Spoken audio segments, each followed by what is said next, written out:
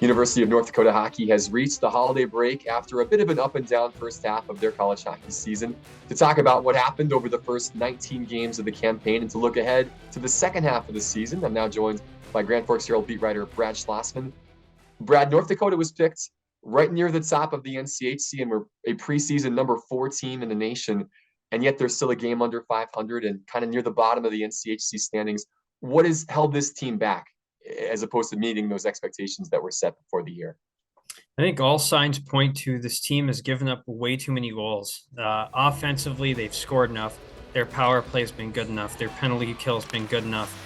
Defensively, they hadn't been close to good enough. They're giving up way too many outnumbered chances, second chances, and when you look at some of their players on the team, especially their decor, it is the same guys that played during that big run at the end of last year to win the league. So we've seen them do it before. We know they're capable of it. They just hadn't done it even close to consistently enough until that last weekend against Western Michigan. So to me, that's the big key looking forward. They need to find a way to continue keeping pucks out of the net the way they did at Western Michigan. That is what's so unique about this team. You mentioned the numbers a little bit ago. They've shown the ability to play at a high level. They're tops in the league in power play percentage, tops in the penalty kill. They're tops in the faceoff dot. They're number 3 scoring offense in the conference. I mean, they're top 10 in the nation in all those categories. But defensively, you have to almost score 4 goals a game to pull out victories because they've just had such a tough time keeping the puck out of the back of their net. And that's not a recipe for success long term. They might every now and then, but this team needs to get back to the way they played last year when they went on a run.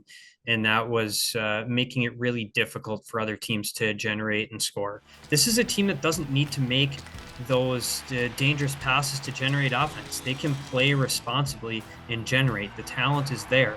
And I thought they played exactly the way they need to against Western Michigan. Now, can they carry that forward? That's the big question to me, because we've seen what they can do when they play in an efficient and responsible way.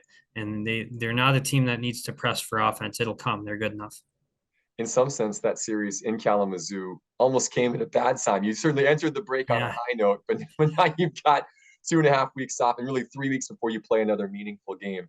Sylvia, you mentioned getting back to basics in that series at Western Michigan. Are we going to rank team, one of the top offensive teams in the country?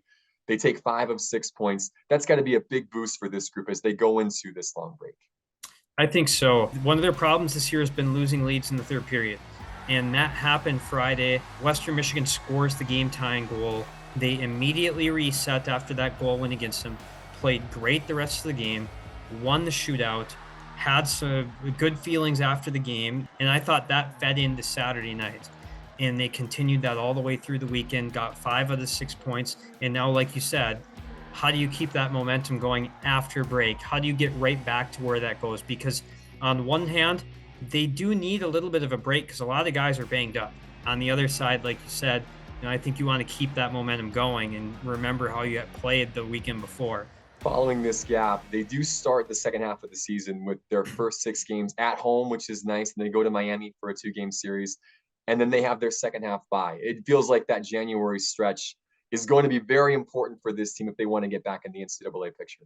It is. There's just not much margin for error. The NCHC was not as good in non-conference this year as it usually is. The teams aren't ranked as highly, which means it's tougher to move up in the pairwise when you're not playing teams ranked really high.